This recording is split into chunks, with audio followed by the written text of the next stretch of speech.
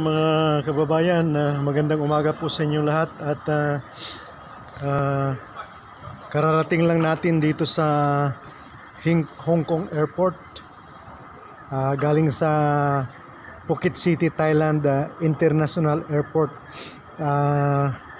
Dumating tayo dito ng alas 3:30 ng umaga sa Hong Kong. So ay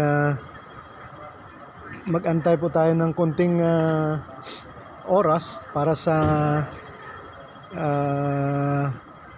ating connecting flights going back to Philippines mamayang alas 8 ng umaga.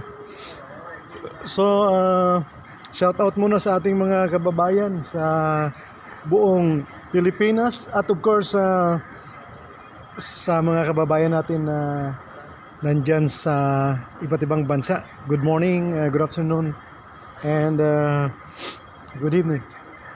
Yes, maganda yung airport ng Hong Kong, pero mas maganda yung Singapore kung kumpara mo dito sa airport ng Hong Kong.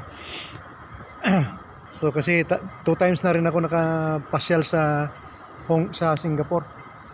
This is first time kong napasyal dito sa airport ng Hong Kong. Napakaganda nito pala.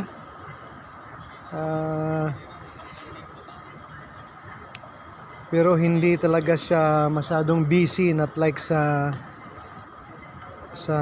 Thailand na halos punong-puno palagi ng mga turista, mga foreigners.